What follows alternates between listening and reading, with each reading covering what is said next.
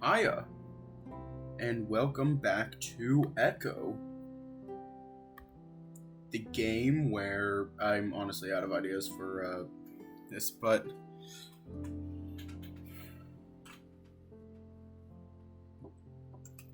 the game where at this point, if you've been watching it for a while and you still don't know what it is, you're a liar.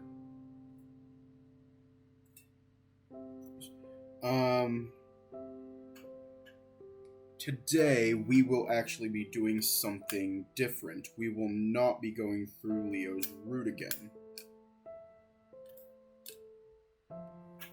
Instead, what we'll be doing is we'll be starting another route, and I think I figured out where they start. So, what I'm going to do is I'm going to go to load game and load it from here. Now, I believe that, hang on. Hold down control for a bit. I believe that the route that we're doing next is Carl's.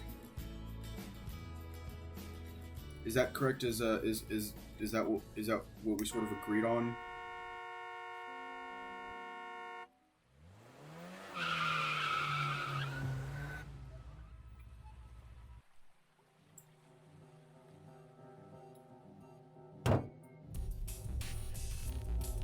Okay.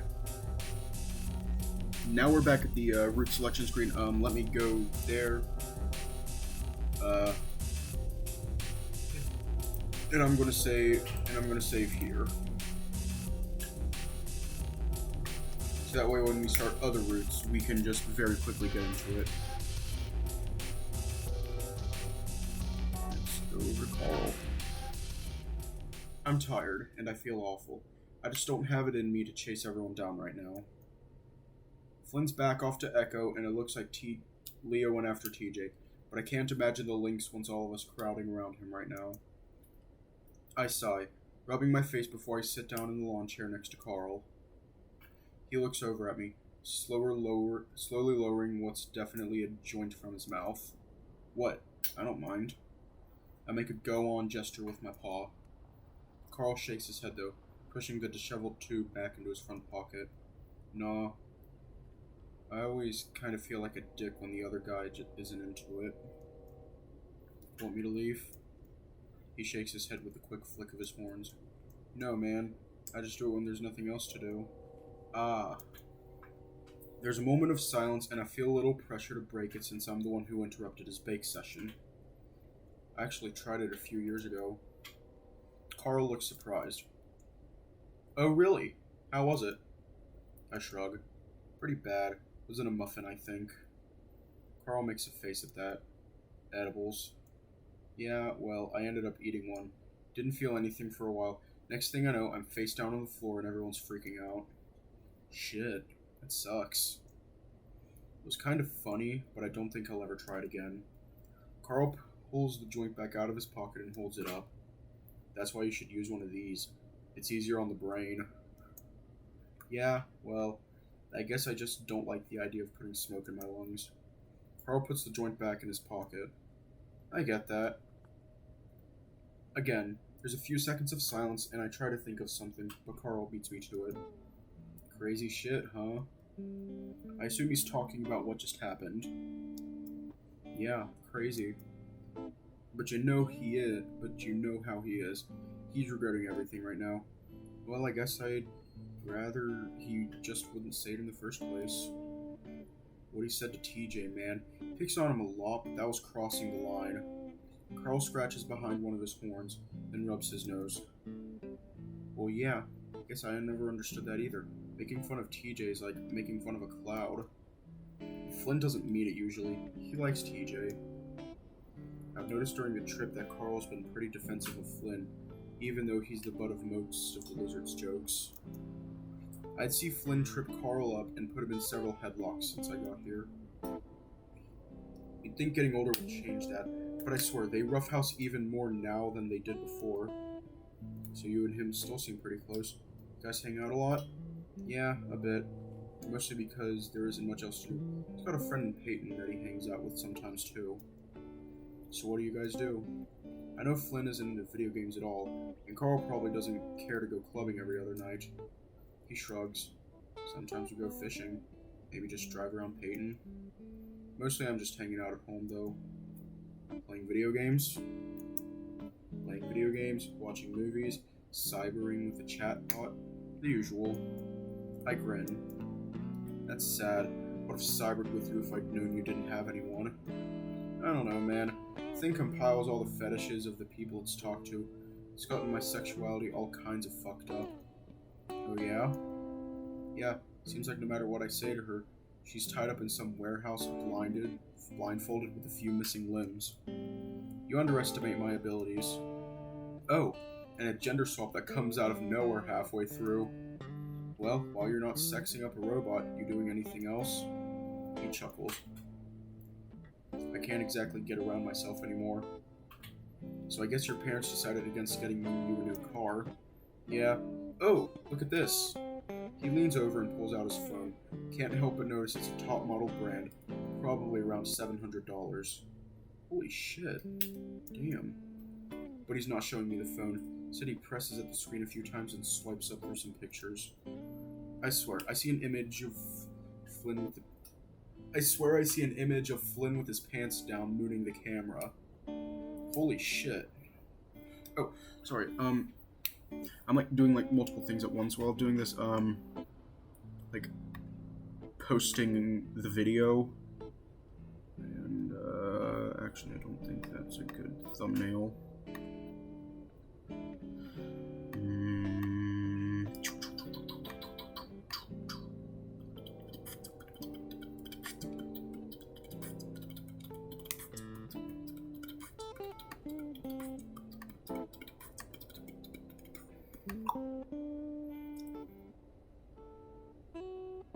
And there we go. The video is public. So now when you're done with this, you can maybe watch the entire playthrough of Echo Route 65. Or the rest of this series. I swear I see an image of Flynn with his pants down mooning the camera. Carl swipes over it pretty quick though, and now I'm looking at the image of a brand new sedan. Except the front is neatly folded up around the pole of a stop sign. I recognize the sign. I'd actually seen it right outside the convenience store, still bent at a ridiculous angle. Guess the town didn't care enough to get it fixed. The pole itself is almost embedded into the middle of the hood. Holy shit. Carl chuckles and pinches the screen, zooming in. Yeah, dropped my phone when I came back up this freaking pole was right in front of me. Really, Carl? Why were you on your phone? I don't know. When I get to the town, I don't really think anyone's going to be on the road. I sigh, then noticed a big round spot on the right side of the windshield.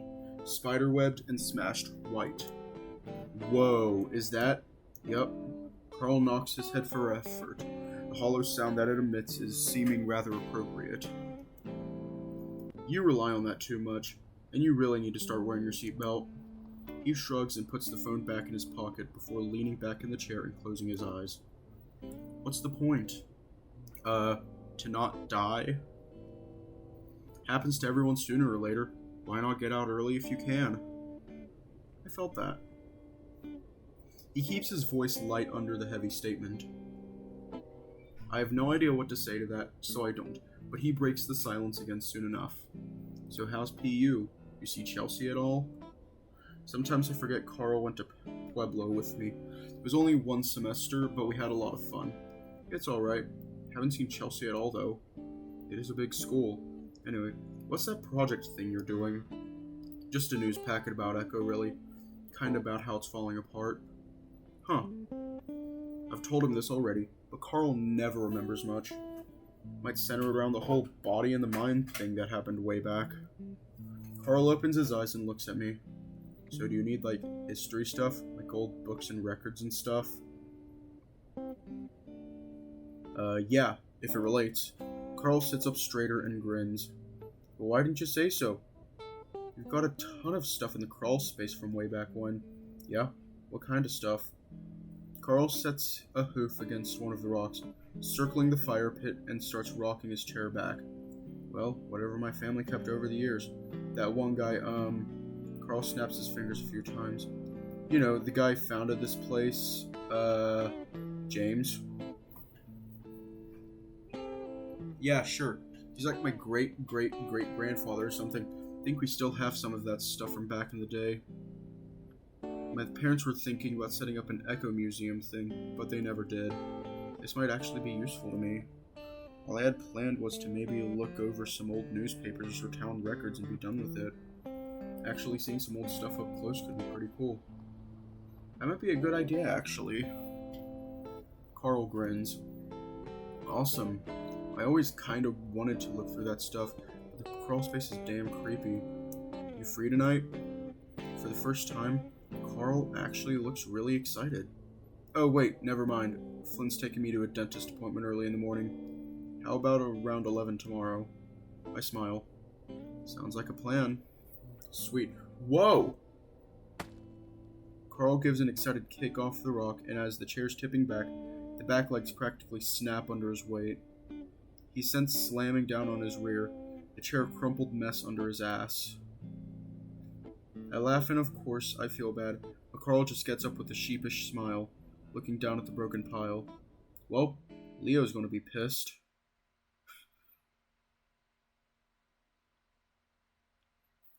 I'm driving down the road alongside the lake. Carl's sitting next to me.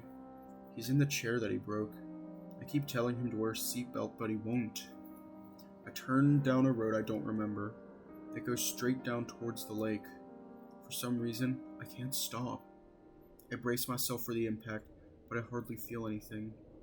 I just glide into the lake. I start trying to take off the seatbelt, but it's stuck. I look over at Carl and he smiles before opening his door. Water rushes in and he starts to step out. Soon the water is over my head, and it doesn't matter that I'm an otter. Spooky. Tuesday.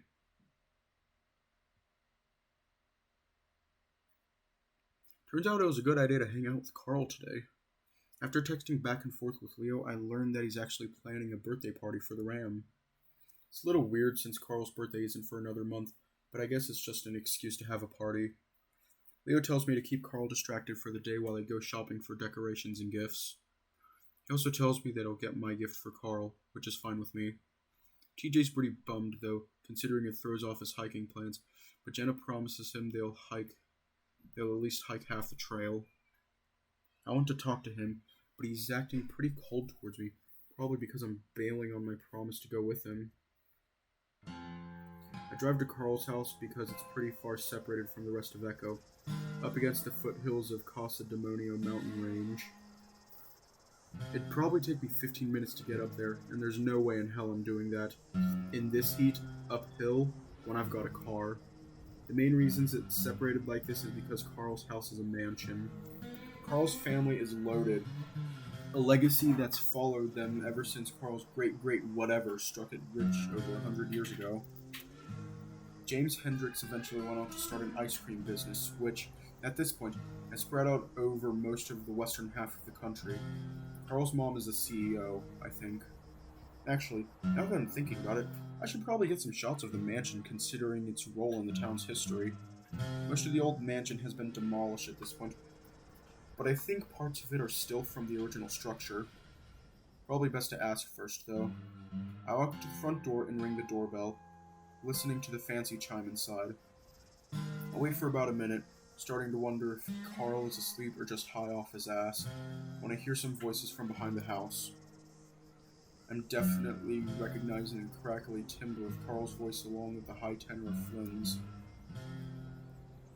I head around the house, stepping carefully through the desert landscaping, and walking into the backyard. Because you want to make out with him? No, because you like to make things weird. I just want it to be relaxed. That's when Carl notices me as I round the corner, clutching my camera bag to my side. He's leaning over a bush with a giant set of clippers, while Flynn lounges up against the wall, watching him. Whoa, Chase. Carl's ears perk, and he grins. Sorry, Flynn. Carl rolls his big head at the lizard. It's supposed to be watching for you. Flynn doesn't look at me right away, instead choosing to pull the toothpick he's chewing on out of his muzzle to look at it. He's still embarrassed about yesterday. Good. That's alright. Wasn't hard to hear you guys from the front. Yeah, just doing some yard work, obviously. He rubs behind his head. Promised my parents I'd get this done before they got back. Carl starts snipping at the bush again. He's unusually sharp right now, I'm guessing because he hasn't had anything to smoke. Either way, it's jarring to see him so animated. Well, it looks like you're doing a good job. Oh, he's only moving this fast because he wants to hang out with you, Chase. Even though the sentence is technically being said to me, I feel like Flynn's directing it at Carl. Carl furrows his brow. Chase, you can go inside if you want. The back is open. I think that's a good idea because it's clear now that I've walked in on an argument. You should have seen him a few minutes ago. It was like he had a girlfriend coming over. Carl sighs loudly and his sniffs start to get a bit more violent. No. I'm just glad to have some company that isn't only you, Flynn. Flynn looks annoyed and that annoys me. He really didn't have the right to be frustrated with anyone after yesterday. Really, always seemed to be enough for you in the past. Flynn makes a kissy face. I have no idea if this is one of their inside jokes or not. Carl stops snipping for a second, then starts up again, more slowly. Well, you know, lizards can be fun, but they don't have all the parts that I like, if you know what I mean. Carl smirks sideways at Flynn. Flynn sneers back, and though I've decided that they're still joking, there's definitely a growing tension between them. What you saying there, Carl? Carl stops snipping and plants the point of the clippers into the ground, leaning on it as he turns to face Flynn. What I'm saying is, you've got no Before Carl can finish his sentence, Flynn turns to the right, away from him. This also brings his fat tail around to slam into Carl's crotch with a whap that makes me cringe. Carl jumps, then squeaks before toppling to the ground. Oh man, my nuts. Yeah, definitely wish I had those, all dangly and vulnerable and shit. Anyway, I'll leave you two sluts alone. Flynn sticks the toothpick back into his muzzle, and I have to consciously try not to cover my crotch while he walks by me. He hasn't looked at me this whole time. Once Flynn's gone, I sidle up to Carl, who's still curled up on the ground, holding himself while he mutters under his breath. You alright? Fuck. No. There's not really anything I can do, so I rub his shoulder with a toe comfortingly, and he freezes up as I do, looking at my foot. I'm alright though. He gets himself into a sitting position before he gets up awkwardly, standing bow-legged. I forgot how much Flynn likes to hit people in the nuts. I'll get him back. It still hurts him if you hit hard enough. As he stands there, doubled over with his paws on his knees, I look around. Carl's house has actual grass in the back, which is rare in Echo. Most people either get xeriscape or just let the sagebrush take over. Another rarity are the two tall trees on either side of the yard. That's when I notice how empty one of them looks. Hey, where'd the treehouse go? Carl follows my gaze. Oh yeah, my dad took it down a few years ago. It was falling apart. His dad also built the treehouse. I can remember hanging out up there, playing on our portable game consoles with the fan at full blast. Even then, it was still almost too hot to hang out up there. I walk up to the base of the tree and put my hand against the trunk, grinning. Man, remember all the shit we did up there? Carl shuffles up next to me, still bow-legged, and grins too. Yeah, good times. I think about climbing it, but I notice that the branch we used to use as a foothold has been cut off. Your dad ruined this thing. Carl scrapes at the spot where the branch used to be with hoof. Yeah, guess it made the mowing harder, and we didn't use it anymore, so we just cut it off. I can see Carl looking for a way up too, and soon enough his eyes settle on a branch just above his head. I don't know if Carl's already jumping to grab onto the branch with both paws. It doesn't look very sturdy. Dude, that's gonna break. So, I'm fucking fat. I'll bounce. Okay then. I'm definitely about to tell him that the branch is definitely going to break when I notice his shirt riding up all the way over his round belly. It's not like he's a bag of lard though. It's a controlled type of gut, held tight with the muscles underneath pulling it in as he flexes. He notices me staring right away and kicks out at me playfully. Pervert. First my moves and now this. I jump back and he tries to follow me with a bigger swing of his legs, and that's when the branch snaps loudly. Carl goes down once again, landing squarely on his back. Oomph! I cover my face instinctively, but I still hear the hollow thud, followed by the whoosh of breath going out of his lungs. Slowly, I lower my paws and find the chubby ram rolling back and forth on the ground, eyes wide as his mouth hangs open. A distant memory comes to mind of when we were both 10 and Carl was showing me a trick with his new bike ramp. The handlebars ended up in his gut when he landed, and he spent the following minute rolling around on the ground just like this. Good times. Shit. I suck in air through my teeth and kneel next to him again, patting him uselessly. After a few seconds of hesitation, I reach over and grab the front of the waistband of his shorts and pull up on it. Even though he's completely deflated, he looks at me with a bizarre expression and swats at my paw, giving a few breathless snorts as he tries to laugh. Hey, it's supposed to help you breathe. I've seen the coaches do it at school. I'm realizing that Carl's way too heavy to arch up like that, so I give up and end up just petting his stomach, wishing I could help somehow. Just stretch out. His breath is already coming back, but he follows my instruction anyway, and we sit there for a while, the silence punctuated by his heavy breathing. I start laughing. Jesus Christ, Carl, can you go one day without hurting yourself? He chuckles too, his belly shaking under my paw.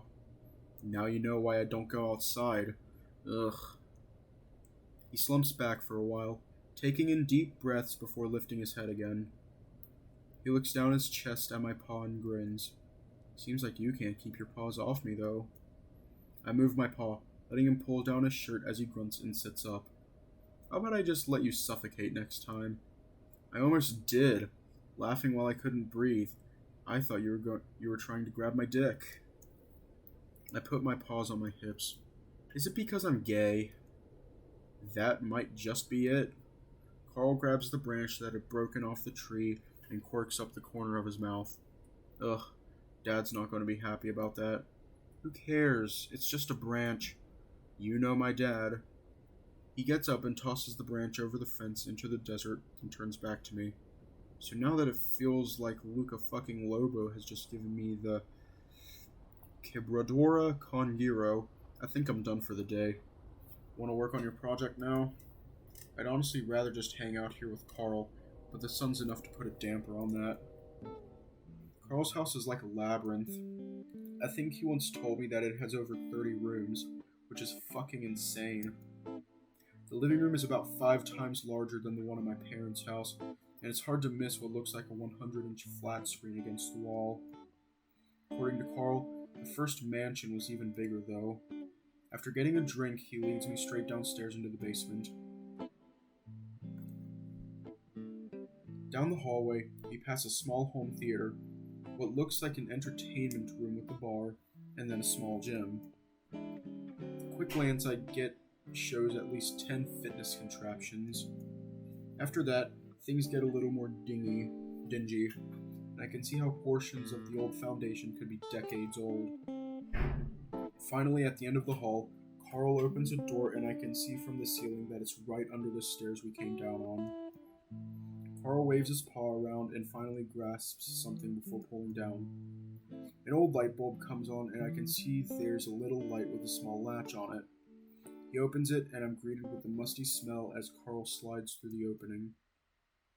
I follow tentatively, making sure that I'm not walking into any cobwebs. Are there a lot of spiders down here? I don't think so. We sprayed a few weeks ago. It's extremely dark and I hear Carl grunting next to me. Ugh. There's a floodlight here somewhere. Ah! Here it is. Like everything in this house, it's big for a crawl space. Pillars sprout from the ground in 2 rows that stretch back almost into darkness. The ground is covered in a tarp, and I see dozens of plastic bins lining the walls. This is a lot of shit. Yep, it's a few generations worth of shit.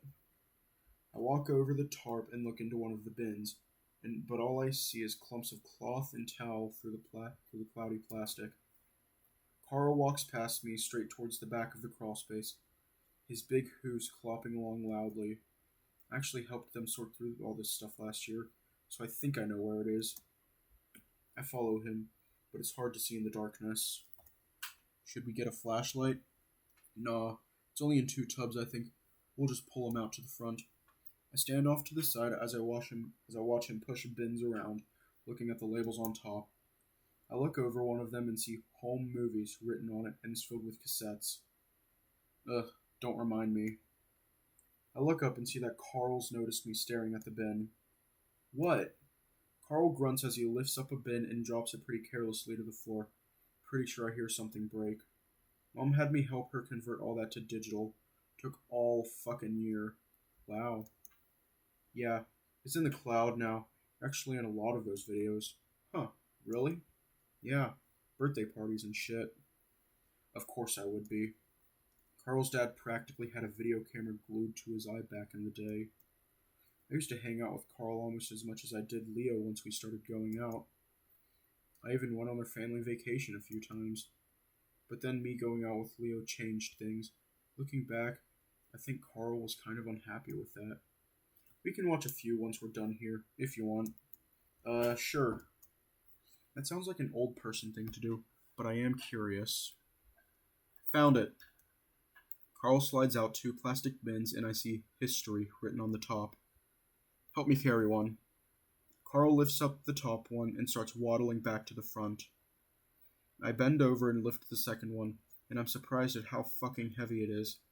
I'm worried that I'm not even going to get it off the ground for a few seconds, but I manage after a while. If Carl's bin is as heavy as mine, then he's a fucking beast at being able to lift and carry it like that. I stagger after him, almost certain that I'm going to go head first into the wall. Once we make it back near the stairs, I bend over to set down my bin, and that's when I see a massive spider sitting on the lid. It takes about half a second for me to recognize the black shape and spindly legs. Oh, fuck.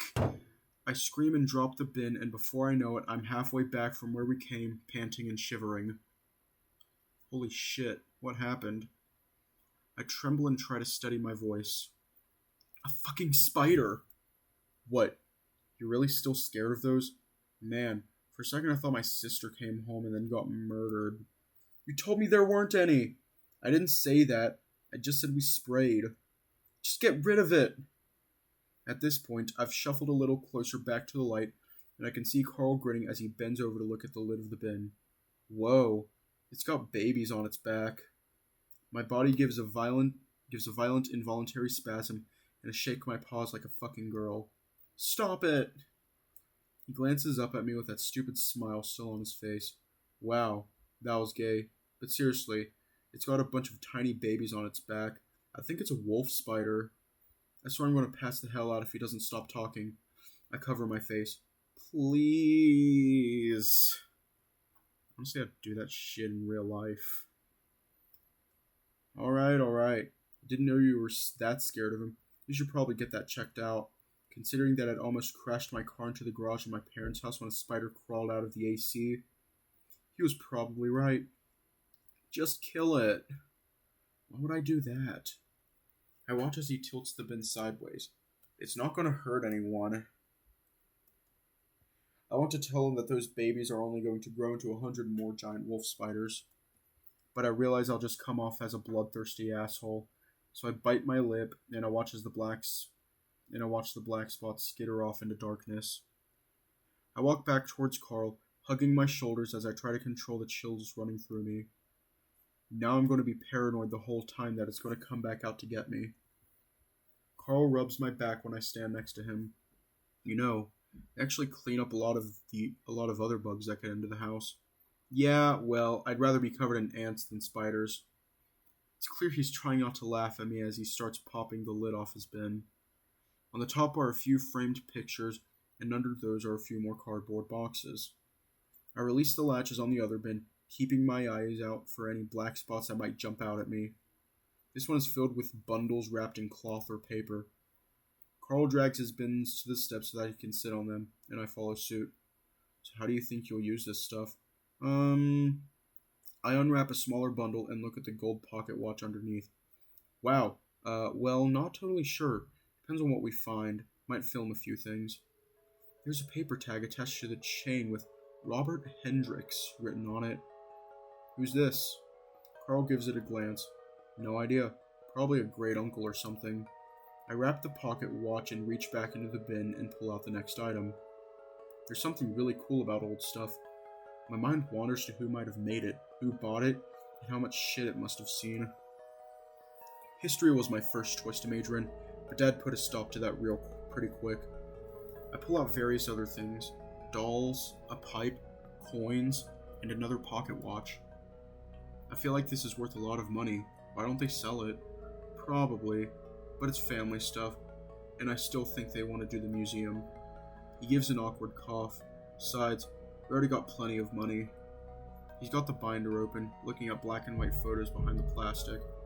Hey, this is him, right? He points at a picture of a very dignified-looking ram, thumbs in his vest, wearing one of those big top hats. A fox stands next to him in a similar pose. I can see a piece of yellowed paper set behind the photo and tug it out. James Hendricks. Yep, definitely him. And John Begay, huh? That's Jenna's last name. Carl's phone starts buzzing and he grunts as he leans back to pull it out of his pocket. Hey, Mom. Helping Chase with this project. No, of course not. I look over at him, but he gets up and clops back up the steps. Looking back down at the picture, I wonder if it's just coincidence, but I don't think so. Jenna's family has been in Echo since the beginning too, so this guy definitely has to be a relative of some kind. I take a picture of the photograph with my phone. I'll show it to Jenna later and ask if she knows anything about it. To do that without a car? Carl raises his voice, so I look back up the steps, wondering if I should close the door. Hearing him angry like that didn't feel right. His parents were always hard on him, but I guess they had their reasons. I spend the next 20 minutes shuffling through the bins, trying to be careful not to break anything. I decide I have enough and put the lids back on the bins, lining the stuff I picked out along one of the steps since I don't have anywhere else to put them. By the time I head back up into the actual basement, Carl's gone. As I approach Carl's room, I smell it before I even open the door. He's reclined on his bed, an arm thrown over his face, the big window above him open. Clothes are scattered all over the floor, along with a few empty water bottles and bowls. Every inch of the walls are covered in posters, like I remember, along with a few on the ceiling. Bookcases line the opposite wall, filled to the brim with comics and toys. He raises up his arm as I walk in and smiles. Sorry about the mess, dude. It's hard to keep everything clean when my parents aren't here to yell at me about it. The lazy, crackly sound in his voice has returned full force. His eyes are distant. It's okay. Are you okay? He grins toothily. Dude, I'm more than okay. Since there's nowhere else to sit, I end up sitting down on the foot of his bed. Do they let you smoke in here? The smell in his room is layered and old, like the walls have been blanketed in the smell several times before. Yep. They gave up trying to stop me. Better to be in the house rather than getting caught by some cop outside. They just made me promise that I wouldn't ever try something harder. Heh. Good thing they don't know I've already tried dick. Puts a lot of emphasis on the K as the bad joke seems to just dribble out his muzzle. I lean back on the bed and that's when I notice his flat screen, just a 48-inch, is on. A list of video files displayed on it. What you watching? Oh. Carl grunts as he sits up and reaches for a game controller. Our old home movies. I was going to show you some of them. How about a birthday? Sure. He scrolls down the list, then stops when Carl's 8th is highlighted and presses play. The backyard I was in an hour earlier pops up on the screen. Now a long table sits in the middle of the lawn, along with a massive bounce house. And not just any bounce house, but a giant 2-story one you'd find at the state fair. The video is timestamped April 19th, 2002. Fuck, I remember this. There were about 20 kids, mostly in the bounce house, and most of whom are forgotten. Right now, though, the camera's zooming in on an 8-year-old Carl. He's messing with a giant Nerf gun, the kind that no kid ever gets because they're so damn expensive. And that's when 8-year-old me enters the picture, holding a much smaller Nerf gun. His parents gave everyone a goodie bag that day. It had toys in it that I might not have been able to get on my own birthday. My kid self puts the gun to Carl's head and pulls the trigger, the dart bouncing off one of his horns. I specifically remember that moment. I thought the suction end of the dart was going to stick, but of course it didn't. The audio was filled with a deep chuckle, Carl's dad behind the camera. You were a dick back then. What? I was 8. Still, you blew out my candles. Oh yeah. Got so mad about that. I start to settle back and smile. It's been a long time since I've watched a whole movie, and I've forgotten how nice it is to have this method of looking back. Kind of like when I get stuck on scrolling through all the old images on my phone. I'm gonna turn the audio down, kind of. Here we go. My younger self is trying to help Carl with the gun, lifting up the barrel and looking into the opening. Careful! Kid Chase pulls his head back with a jolt as Carl's dad yells, then mutters behind the camera. Let's see how long it takes him to trick Carl into trading with him. Carl's dad sounds exasperated, but good-natured. It still makes me blush a little, now knowing how aware Jim was of my taking advantage of his son. Our struggle with the Nerf gun gets the attention of another kid, though. My breath catches in my throat as Sydney bounces into frame. I can feel Carl tensing up next to me, and he starts to lean for the game controller. And here comes the Mormon boy. The disgusting Carl's dad's voice shocks me, and I hear Carl whisper a curse next to me as he fumbles for the controller. Sydney reaches out and pulls the gun away from Carl as he looks it over, grinning. Hey! Suddenly the screen switches back to the file menu, and we both sit there in silence for a few seconds. Sorry, I guess I forgot that. Of course Sydney was going to be at that party, but I'd honestly forgotten too. If there was any way to perfectly ruin the mood, that had been it. I glance over at Carl and see him looking down at the gamepad, ears lowered, the insides red. Hey, it's okay. I mean, maybe it's a good thing to watch. My dad. Didn't know he'd say that. I'd rather not find out what else he said. Oh yeah. I look around, trying to find something, anything to distract us from what just happened. My eyes fall on the shelves holding Carl's game library. Want to play a game? It's just like old times as we co-op through Winter Castle. The fact that he still has the old save files from when he was in college makes it all the more nostalgic. I get so into it that it gets dark outside without me even knowing, and pretty soon I'm looking out at the purple sky reluctantly. About time I go back. Carl sighs and pauses the game before stretching and dropping the controller onto his bed. Aw, come on. Sure you can't stick around? I don't know. I don't have any clothes or toothbrush. We can walk over and get 'em. Carl seems pretty determined to make me stay, and there's no reason why I can't, so I relent. Alright, yeah, this could be fun. Yes! Carl looks happy and almost relieved. It'll be just like old times. He rolls to his hooves. And speaking of old times, let's make a pizza. I've suddenly caught Carl's enthusiasm. We go into the massive kitchen and pull big frozen pizza from the fridge, and while it bakes, we sit at the counter and talk. At this point, the haze of pot has lifted from Carl's face, and he's animated and excited again, swiveling on one of the counter stools. For the first time in almost 10 years, I'm giddy and excited in the way you only get when you're at a sleepover. That makes it a little jarring when he pulls out some beers, but I'm happy to have a few, and we guzzle them down as we talk about past sleepovers. Pretty soon, our reminiscing drifts into the present, and that's when the conversation slows a bit, Carl having less to say. I try to change the subject and tell him that he should come back to school. He just smiles and shakes his head.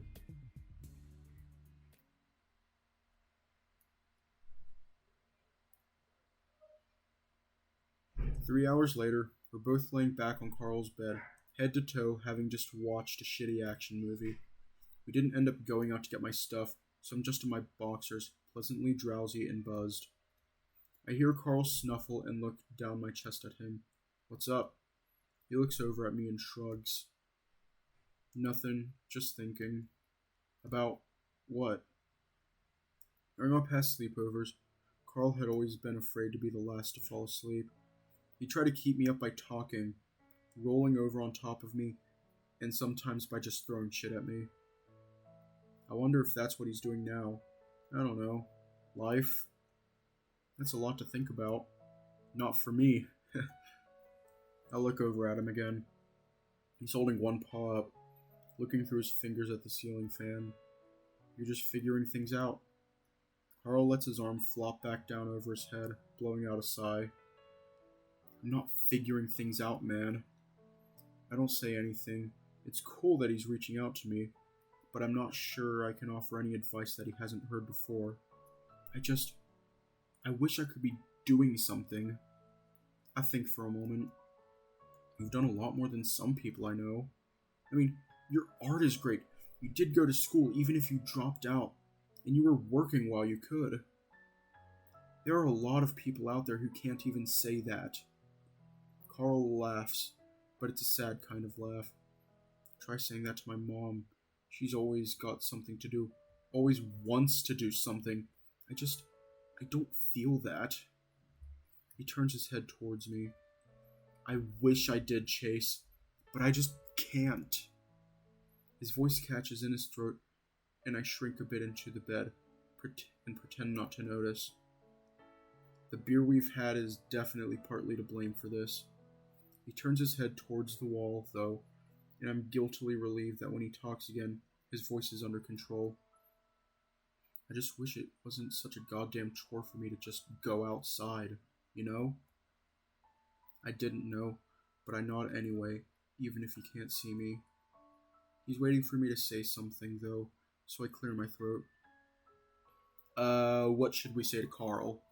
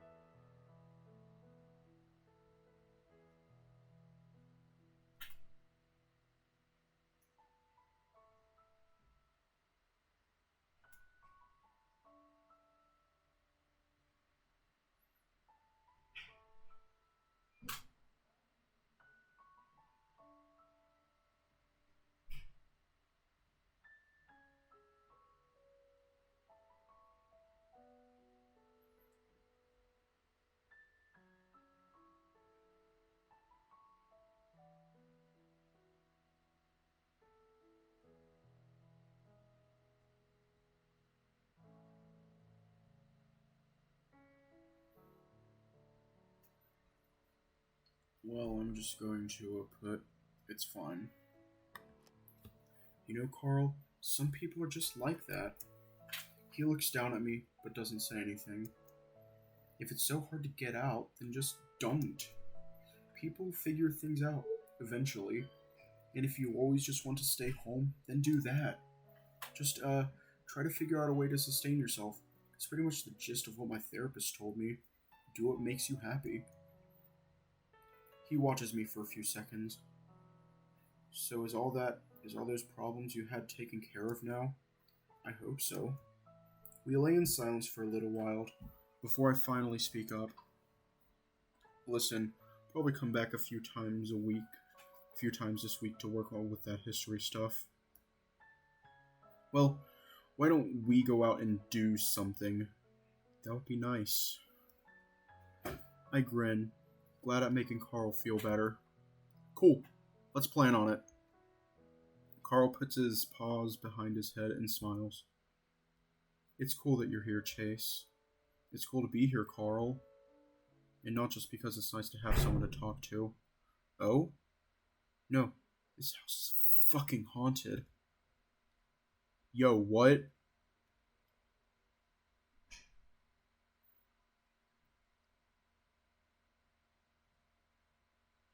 I don't remember falling asleep, but it's at that moment that something wakes me up. I jolt, then lay there, trying to remember where I am. Carl's house, that's right. I stare at the ceiling, wondering what time it is. Don't bother to look at my phone though, because I'm already starting to fall back asleep. A scraping noise from beneath me makes me jump, and I prop myself up on my elbows, listening. Looking over, I see Carl staring at the ceiling, eyes wide. Carl? I whisper it, and I'm not sure why. He jumps, then looks at me, confused, like he'd just woken up. Huh? Are you okay? Yeah, what's wrong? I think I hear something. His floppy ears perk up. I don't... Then his eyes widen. Although I didn't hear anything right then, he definitely did. You hear it? Yeah. Like a scraping noise I told you about? Yeah. He looks happy. Ha! So I'm not fucking crazy. We both sit there and listen for a while, but it sounds like it stopped. When I go see what... Suddenly his eyes widen and his muzzle drops open in shock. I stare back. What? Did you fucking hear that? I listen, feeling my heartbeat pick up now that Carl looks fucking terrified, but I don't hear anything. What? A fucking voice. The fur raises up all over my body as I listen. But nothing. Carl definitely seems convinced though, so I listen harder. I just start to make out what might be a voice when Carl sits up next to me and gets out of bed. I feel myself start to panic. Did some crazy hobo break into the house? Carl gets off the couch. Come on. What the fuck are we gonna do? Let's call the cops. No. Let's make sure first. This has happened before. What? What do you mean? He puts a finger up to his lips. Grabs something. What? I follow Carl out into the kitchen and he starts rummaging through the drawers. I follow him, hugging my shoulders, feeling a lot colder right now. With the sound of metal sliding against metal, Carl pulls out a giant steak knife. What the fuck? Dude, I've been hearing this shit for the past month and I've been too scared to go down there. But now with you here, he flashes me a smile. I'm gonna find out what the fuck this is. Here. He reaches into a spot between the fridge and the wall and pulls out a broom before sticking it out to me. I take it slowly. What the hell am I supposed to do with this? Hit him. Come on. Carl starts down the stairs and I follow behind, holding the broomstick in front of me like a sword. I've never had to hit anyone with a stick before. I have no idea what I'm doing. Once we get to the small door leading down to the crawlspace, Carl pauses and we both listen. It's silent for a while. Then... Yo, what? Shit. Carl looks at me like I'm crazy, not reacting to the noise at all. Shh. He leans down, a paw on the handle. Looking back at me, he signals me with his eyes to be ready. I grip onto the broom like a lifeline as I wait for him to swing the door open, and when he does, darkness. Shit. So whatever's down here is just slinking around in complete darkness. Hey, Carl says it unconvincingly, the fear clear in his voice. Then, after looking back at me, fuck it. He jumps down into the crawl space, disappearing into the dark. Carl?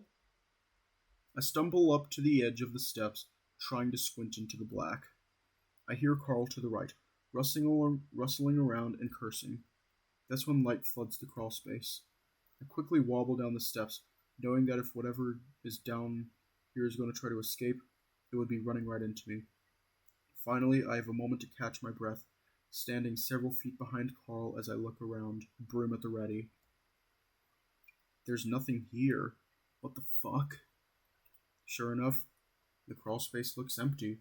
There aren't many places to hide either. What the hell's going on, Carl? But he doesn't answer me. He's staring at the bins. Did you put the bins back? I look down and the bins are gone. I look back at where they were originally, and sure enough, they're neatly stacked right where we found them. I honestly don't remember. Did I move them back? Maybe. It'll be something I might do. I try, but I just can't remember. Maybe. Dude, come on. I really don't remember.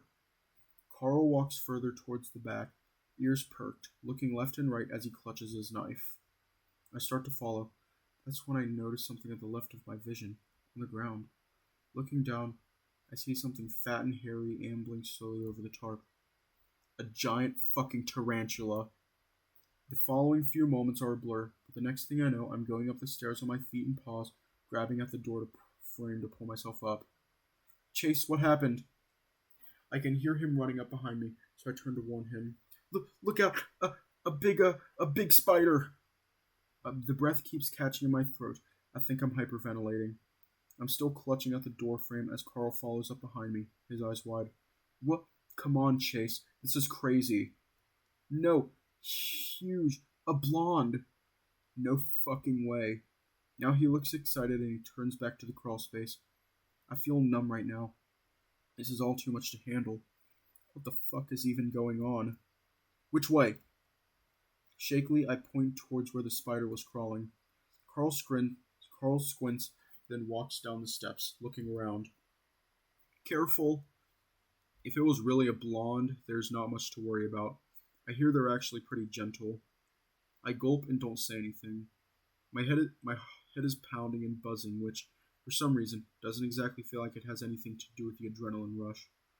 It's more like a bad headache. Carl looks around a while longer while I focus on the steps, making sure nothing starts crawling up them. I don't even care about the possible hobo anymore. Finally, Carl comes back, looking confused. Well, there's nothing there. You know, sometimes I see shit when I'm really tired. I want to go back upstairs. There's nothing there. This can't be happening again. Again? Wednesday. Alright, y'all choose. Do we go through Wednesday or stop here?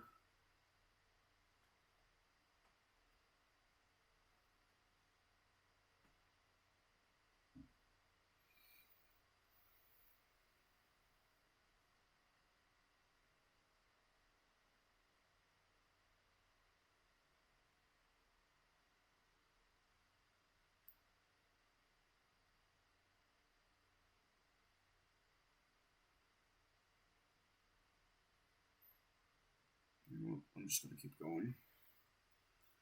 I open my eyes slowly.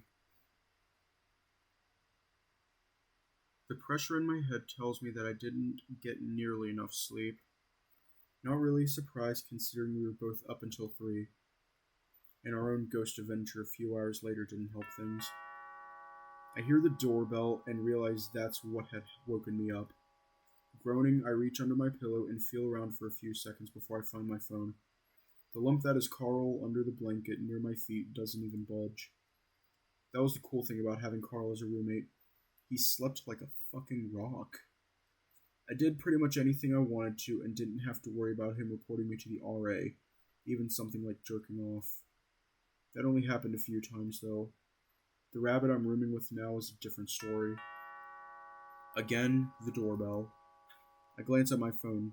10 a.m. I also notice I have 5 texts and 2 calls. Hey. Sorry, hey.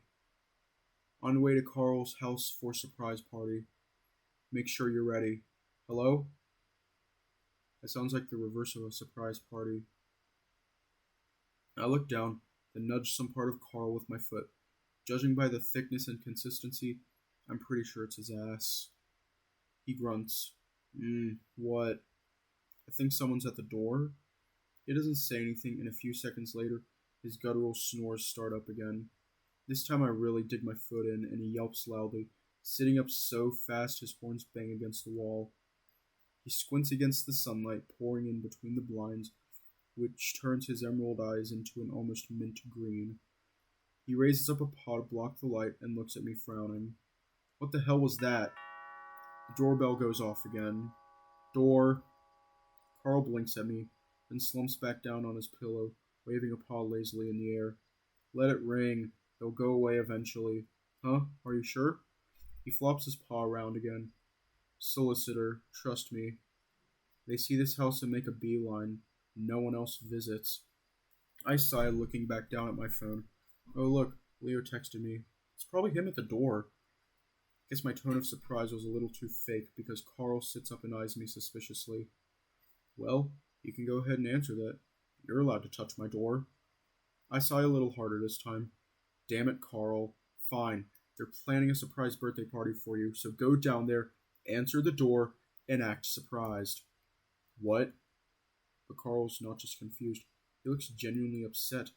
He leans into the corner and pulls up the blanket, like he's preparing to ward off the boogeyman. My birthday isn't until next month. I pause, watching him. I know, but we didn't have much to do, so Leo thought. I slide off the bed and start pulling on my jeans and a shirt. Come on, I'll go down with you. Carl covers his face and rubs hard, the short fur on his muzzle bristling out in little spikes around his fingers. I just wanted to relax today, you know? Isn't that every day for you? I laugh to lighten the jab, but Carl just frowns. Well, not with you.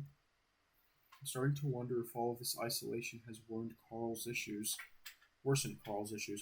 if he really has gotten the help he needs. That all of this hiding out has just blanketed the problem and let it fester underneath. We can relax. We're all friends here, Carl. Come on. I pick up his clothes left on the floor from yesterday and toss them at him. I'm at least relieved to see him putting them on, even if it's reluctant. My friend buzzes a few more times, but I ignore it and patiently wait for Carl to finish getting dressed. I think this will be a lot of fun. He doesn't say anything as he slowly rolls off the bed and pulls on his shorts.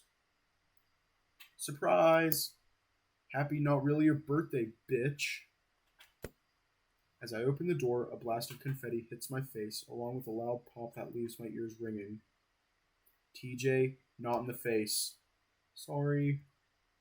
I slowly pull the papery strings of confetti off from around my ears as the smell of fireworks stings my nose. Where the fuck's Carl? I look behind me and step over to the side a bit, revealing Carl, who's got his arms folded tightly, head dipped. Good thing I didn't answer the door, huh? Happy birthday. Leo bustles in, carrying 2 bags. Jenna follows, carrying medium-sized cylindrical cake covered in white frosting. Carl perks up a bit when he sees this, his long ears bouncing. Hey, is that red velvet? Yeah, Flynn says it's your favorite. Storm made, though. Would have made it myself if Leo had warned us in advance. Hey, I just came up with this like 2 days ago. Flynn engages Carl with some fake punches, while Leo sets the bags down on the table before turning to me with his voice low. Just so you know, your gift is a horn band. Okay, so is everything alright? With Flynn, I mean? Leo glances over at the lizard, quirking the corner of his mouth up towards his ear. Yeah, I think so. It will take a bit of time for him to settle down, but he already sort of apologized while you were gone. So that's a start at least, yeah? I exhale.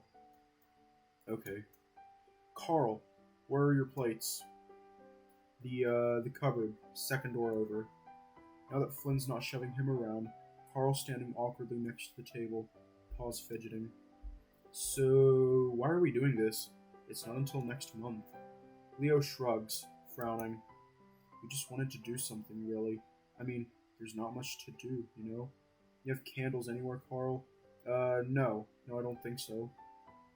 What's up, man? Haven't had your morning joint yet? Lighten up. Flynn snatches up one of Carl's horns and wobbles his head around. While it's something Flynn did to Carl a lot, the taboo act of grabbing someone's horn almost makes me gasp out loud. Stop. Carl shoves Flynn off and smooths his beanie down. Well, I guess we'll have to skip the candles. I told you we should have bought some, Leo. Leo throws his arms out in a shrug. What? Sue me if I thought they'd have everything we need in this mansion. No kidding. You know how places you haven't been to since you were little look smaller when you visit as an adult? TJ's eyes scan the tall ceiling. This place still looks giant. Sure, Tej. Carl huffs out a breath. Why didn't you guys tell me? Still need to take a shower. Quit being a pussy. You always smell like skunk. Now eat some cake. Flynn grabs up the knife while Jenna sets out the plates. Frosting is so thick it practically absorbs the knife. I haven't had cake for breakfast since, your last birthday party, Carl. Carl doesn't say anything, instead sitting at the end of the table, paws in his pockets.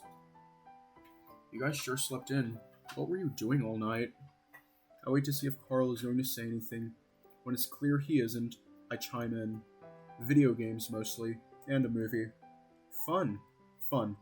It's something we could have all done together, though. Maybe for people who don't have a job to go to the next day. I don't think that was a personal dig at Carl. But I don't miss the downward flick of his ears. Leo plops down a thick slice of cake onto Carl's plate, the inch-deep frosting making a splatting sound.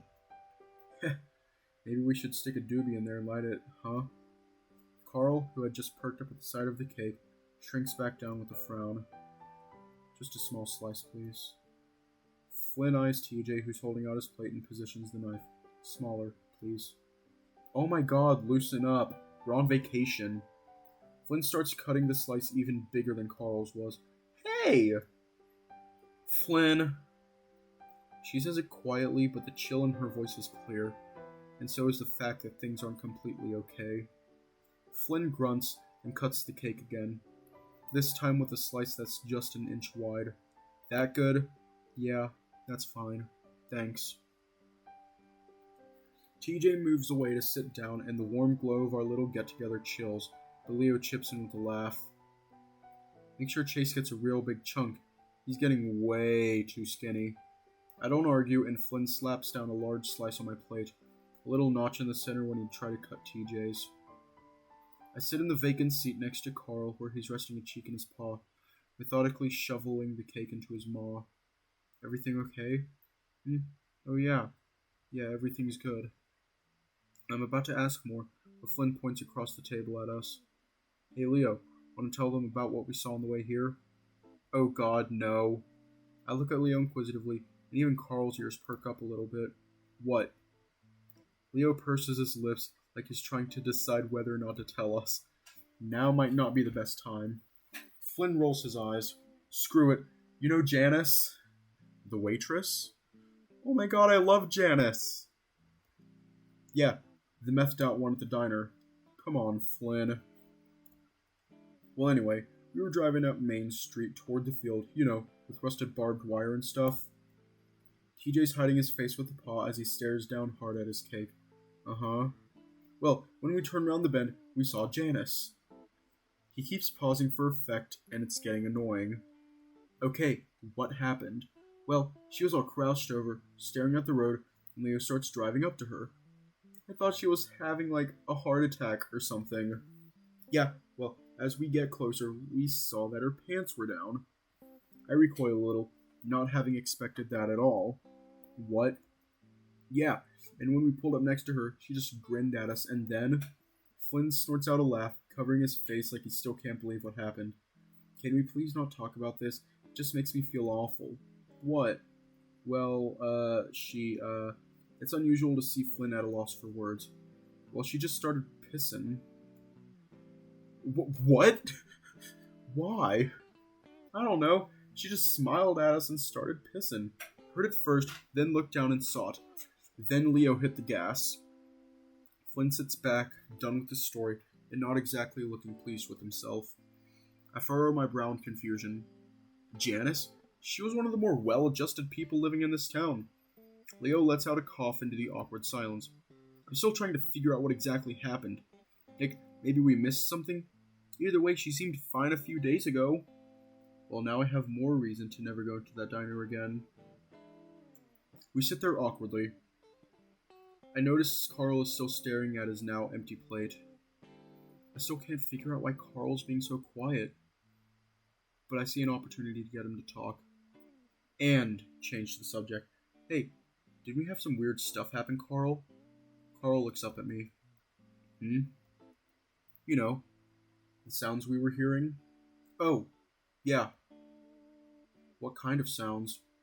Like bumping sounds. And voices. That sounds creepy. Yeah, and Carl just charged down there like he wasn't even scared. That seems dangerous. Carl finally gives a little smile. Heh, well, having a hard head can make you act crazy sometimes. So, did you find anything? No, we're not sure what it was. I'd watch out. Sounds like you got a pair of hobos banging out in your basement. As we eat, Jenna leans over and starts pulling out presents from one of the bags. Sorry, Carl, we didn't even have time to wrap these up. It's fine. She pulls out a comic book from TJ, a poster from Leo, and a manga from herself. I know you hate these things, but I think you should give it a chance. I'll take a look. Thanks. And then this horn band from Chase.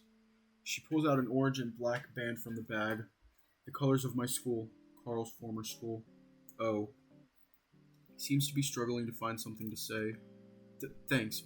I didn't know people still wore these. Leo suddenly shifts against the counter, realizing that he had to explain my present. Well, they're making a comeback. We saw a couple rams and then a stag that had like 5 of them on. Carl glances at me, and I can tell he probably knows I didn't get it for him. Mainly because of the university logo, and also because we made fun of them together a few years ago about how bro-y they were. I don't know if I should feel embarrassed or not, but my cheeks burn anyway. I promise myself to get him something thoughtful the next time we go into Peyton. Yeah, well, here's mine. Flynn reaches into his pocket and pulls out something small, hidden in his paw. Hands it to Carl, who looks confused for a second, before the expression turns to one of interest. Wow! It's a small, metal rectangular box with 2 sharp points jutting out the top. I lean in for a closer part and realize those parts are horns. There's a complex, elegant design of a ram's face etched out in the front of the box. Carl presses a thumb against one of the horns and pushes. The top flicks up and over, and that's when I realize it's a lighter. Saw it when I was over on the reservation. Made me think of you. He reaches out and traces a finger along the horns and clicks it back shut. Thanks, Flynn. Yeah, now you'll look like a badass when you decide to get blazed. Yeah. Oh, sorry. We all jump and look over at TJ, who's looking at the floor, his plate gone from the table. Flynn starts to laugh, but catches himself. Don't worry about it. They've probably got 100 of those plates. Carl, where's your broom? He doesn't say anything, and we look at where Carl had been sitting a few seconds before. But he's gone, and so is another portion of the cake. Huh? Where'd he go? Hey, check between the wall and the fridge. I think that's where I remember seeing it. PJ gets down on his knees and starts picking up the larger pieces. I look back at Carl's spot, then up the stairs. I'll be right back. Bathroom. I'm not sure why the deck is the first place I look, but it's where I find him. I watch him through the paneled curtains for a moment. He's sitting on a little swing set, facing out towards the glaringly bright desert. There's an empty plate with a fork on it next to him. He's also toying with the lighter Flynn gave him, flipping it open and closed a few times and holding it up to the light. Smoke wafts from his lap, where I assume he's holding a joint. Quietly, I slide open the glass door and step out onto the wooden balcony. The deck is, of course, nice and big, stretching around half the house. I see Carl's long ears twitch at the sound, and he lowers the lighter down into his lap, but doesn't turn around. Hey. He does turn around, then, and smiles. Shit. I thought you were Leo or something. Would that have been a bad thing? I look around then and decide to sit next to him on the swing. He'd just have pulled me back to the party. I look over at him. He's looking down at his lighter, turning it over in his paws, the hoof portions of his fingers making clacking sounds against the metal. Those things always fascinated me. Seemed like it should make holding things more difficult, but he managed just fine. Are you okay? Carl huffs out a chuckle and leans his head back against the cushioned backing of the seat. It's a great question. Everyone's always asking me. You just seemed really uptight is all. Carl's demeanor is a lot more relaxed now, obviously. As is to emphasize that thought, he takes another hit of his joint and holds his breath for a moment, then lets it out. The pungent smell envelops me. I just don't like being around so many people. You know that. Well, yeah, but you were fine around them these past few days. Carl rubs his forehead hard with the paw holding the joint, using his palm. Yeah, well, things weren't about me, then. Just felt a little bit put on the spot. He coughs. That shit just gets me nervous. Like, can't we just hang out and not make it about me? I don't say anything, annoyed again that I just can't grasp what he means. Am I making you nervous? Carl finally does look at me, then his massive horns swing toward me. No, you never do, Chase. I do look away at that point, almost feeling self-conscious at the way he opened up to me. And thanks for trying to get me to talk earlier. Just makes me feel guilty, though, the way people try and include me in things and then I just disappoint them. But if you just don't really force me into shit, everyone feels like I need to do something. Why can't I just decide that for myself? I push against the ground, making the swing sway a little, trying to think of the right thing to say. I mean, it's good to do stuff, right? You can't just sit around doing nothing forever. I guess. Just that I worry enough about it myself. I don't need other people doing it for me. I lean back in the swing for a bit, looking out over the desert. Man, I'm hungry. Wish I'd brought more cake with me. Not enough incentive to go back in? Not yet. I could go get you some. He smirks at me. You one of those fat fetishists? Just feeding me garbage so my moobs get bigger? You don't have moobs. I've felt them. Yeah, can't keep your paws off me. You have a thing for my fat ass? I look him over, as if studying his figure. Hey. He covers his chest. Well, I do actually like bigger guys, and there's nothing wrong with extra weight, especially if it's carried well. He looks at me expectantly. What you do? Sweet. You know, it seemed like you'd be a pretty dope boyfriend. Just feed me cake all day, then get off on the results. I'm about to shoot back with something snarky when a stumbling figure catches my eye.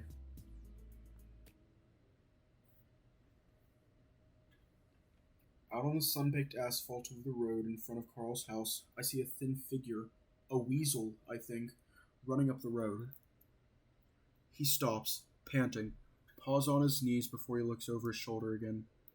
His whole body slumps, then, like the air's gone out of him, like he's giving up on something. He turns to look back up the road. He's far away, but even from here, I can tell that he's talking. Carl looks over at my silence, then down at the road where I'm looking. Is that Duke? Yeah, that's him. Must be on something. He usually is. Duke finally turns around and starts to cower, his paws up in surrender. His lips are still moving, rapidly, reminding me of someone who's trying to say as much as they can before something cuts them off. What do you think? I trail off as Duke suddenly whips his head around to look up at us and starts pointing, up at our balcony. Uh-oh. Let's hope the doors are locked. Carl's chuckling, obviously trying to find the whole thing hilarious, but I'm a bit more on edge. I don't really feel like he's high. Duke's movements are a lot more focused, more precise, like he's all there. And for some reason, feels like he's looking directly at me. I furrow my brow, watching as the weasel turns toward us, sticking a foot out to take a step. The sound of the sliding glass door wrenching open nearly makes me jump out of my skin. What the hell are you guys doing? Jenna marches around the swing set to stand in front of us, paws on her hips. Whoa, what's up, Jenna? Carl leans back in the swing, elbows over the back, smiling. The fox's eyes narrow as she sees the joint. Did you forget who this party was for? Carl shrugs and rubs his forehead again. Leo, I'm guessing? No. We spent all day yesterday getting this ready for you. Leo especially. Now get back downstairs and have your party. Carl sits quietly for a moment, then glances at me. No, I don't think I will. He's not smiling anymore, his face expressionless, head turned back towards Jenna, but his eyes are wandering off towards the side, looking at the sky.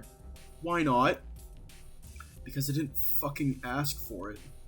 I pretend to look at my phone. What? A party? I'm sorry, we were trying to be thoughtful, Carl. Maybe we should just forget you next time, huh? Jenna, it's okay. We're just hanging out. She ignores me. I see the skin inside Carl's ears and around his nose turning red. Since he was a kid, Carl didn't deal well with conflict, usually running away the first chance he got. No, this was for Leo. I just don't understand why we couldn't do something that didn't involve, sorry Carl, but that's life. Sometimes you have to come out of your room. Sometimes you have to be the center of attention, and sometimes, God forbid, you have to talk to people. Well, what if I just want to stay up here and hide? Who gives a fuck?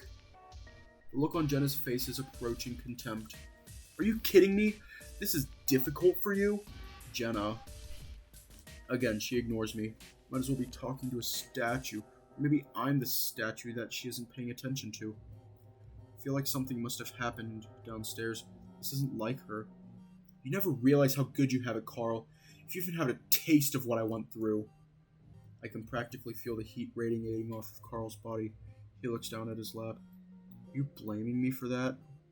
His voice breaks. We all have our problems. Some easier than others.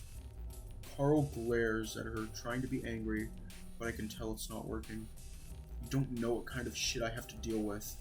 Like being rich? No, it's like myself. Oh, how terrible. The one thing you have full control over. No, that's so fucking unfair.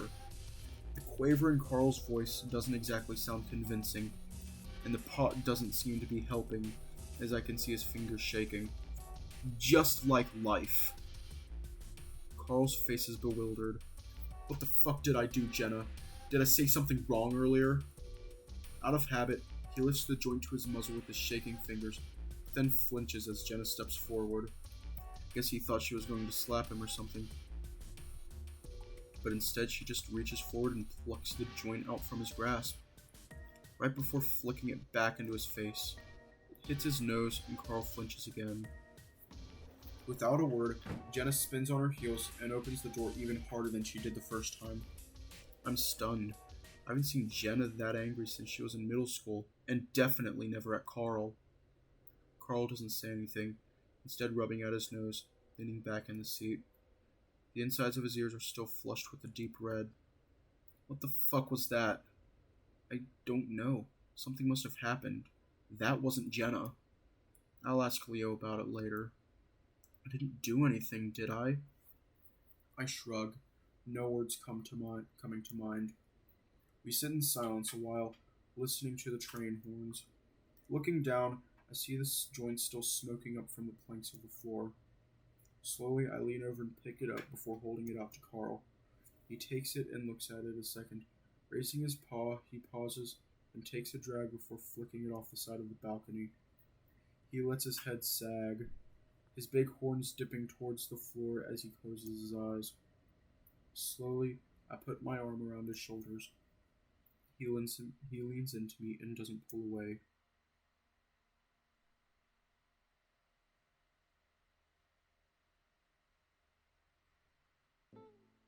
So it's over with Leo, huh? Carl waves his controller around like it's going to help him avoid the three-spiked throw, almost knocking over his beer bottle. It hits him anyway, and he gives a little grunt of annoyance. I grin and consider letting up on him because he's clearly drunk. Seems that way. He hasn't really talked to me much since I got here. I leave out the part that's probably my fault. Carl lets out a weird little sound as I punched his character as if he were the one getting punched instead. That sucks. Does it suck? He's looking intently at the screen. Still, I get the feeling he's not paying full attention because it's getting easier and easier to nail his characters with my combos. I don't really know yet. It's been 3 years. Maybe it just hasn't kicked in yet. Takes that long to kick in for you? When Tanya dumped me, I felt like I couldn't get out of bed for a week. Oh god. I remember that. Back in high school, when we were both 16. Didn't she get you into pot? Carl lets out a snort again as I flip kick his demon character in the chin. Yup, and thanks Satan for it. I don't know how else I would have gotten over her. Anyway, not to be a dick, but you're better for it. He surprises me with a spin kick that sends my Angel Wolf character flying across the screen. Focus back on the game and throw a barrage of punches into his demon character's face, sending blood splashing onto the screen. Oh? Well, you know, it's just hard to talk to you and Leo when you guys are being all loving and shit. His words are mushy, starting to bleed into one another. His character throws a flaming spear by Angel, which I easily deflect with my shimmering shield. I extend my wings and swoop in to throw my lightning bolts. Well, you know, no one really tried to talk to us when we were together.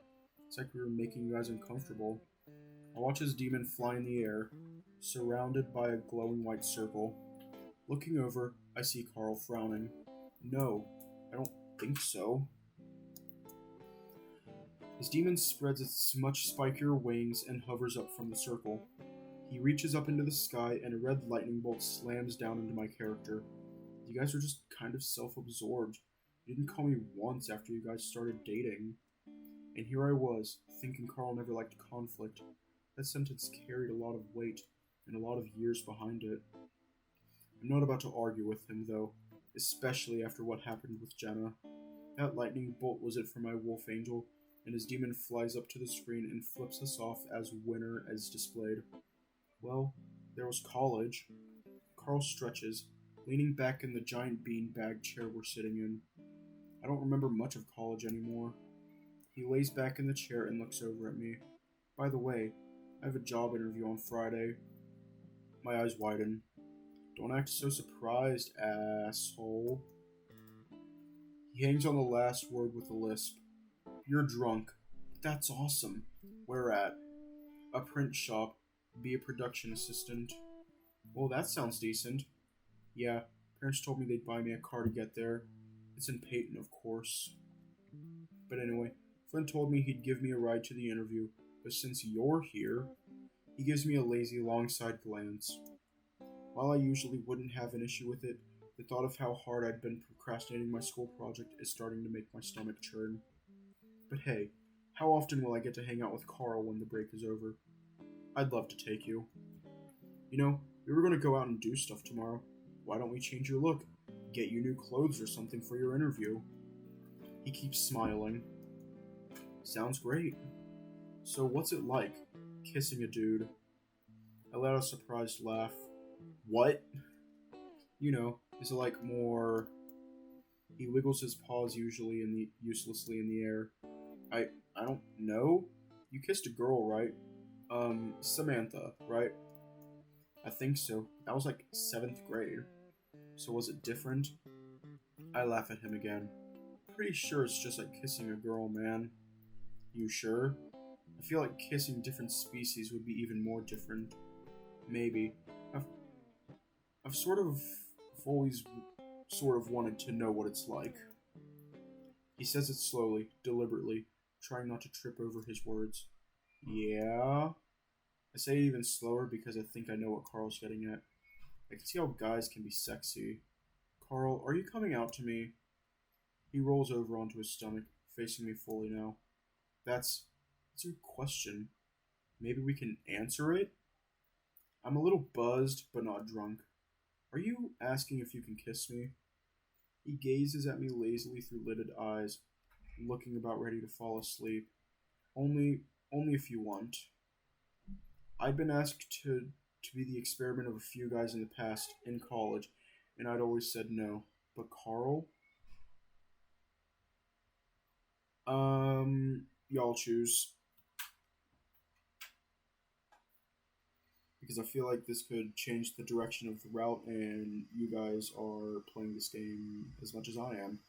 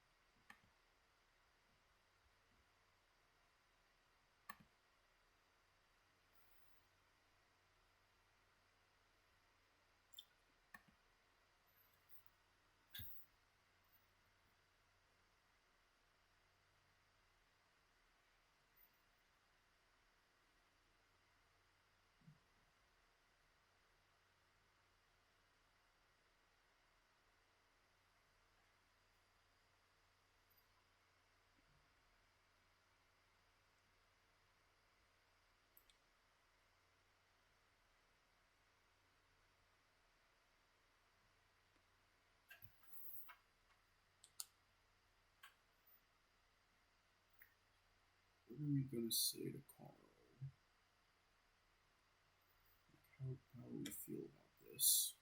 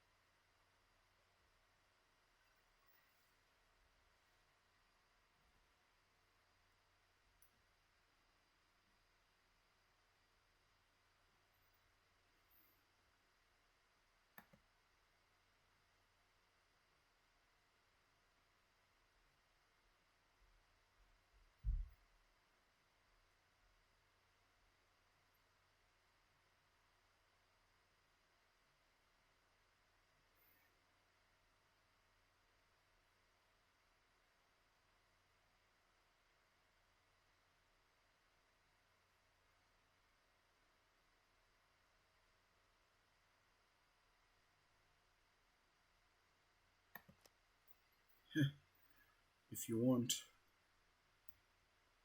Carl's eyes widen slightly, then he slowly gets to his hands and knees and crawls toward me.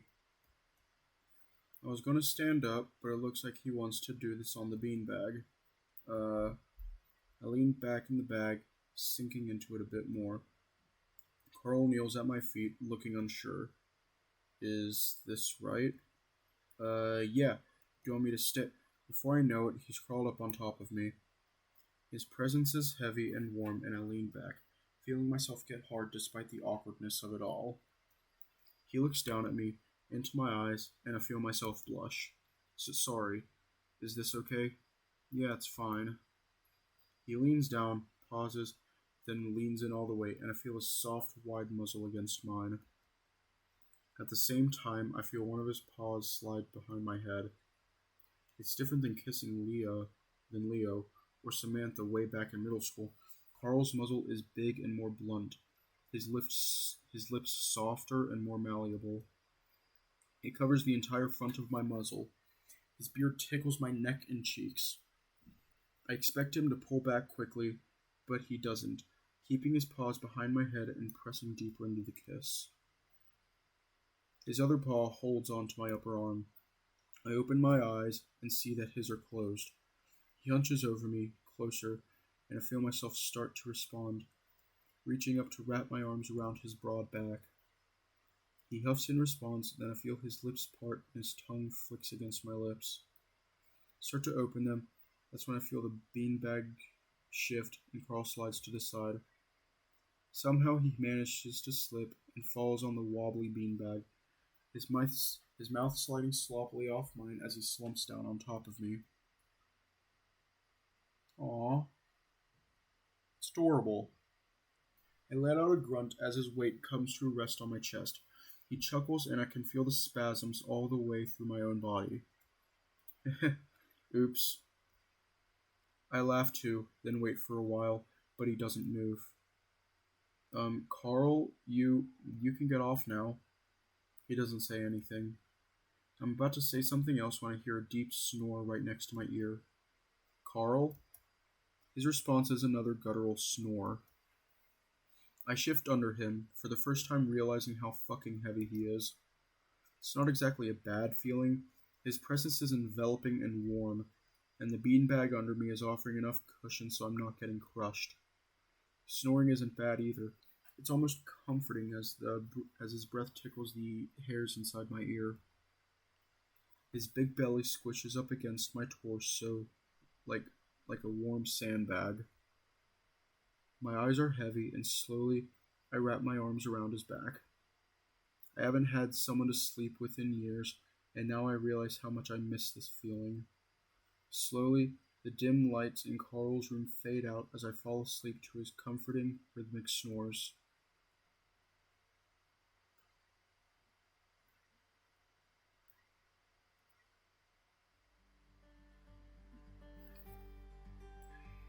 Okay. I'm gonna log off here.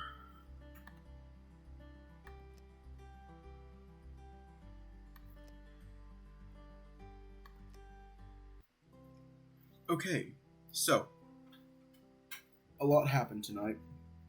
Carl might be gay, but I think he's bi, or maybe pan. I don't know, we don't judge. And, I'm not sure. Maybe he did kiss Chase, and I think he might be depressed. I don't know. But, anyways, tonight was fun. Stay safe, and have a good night.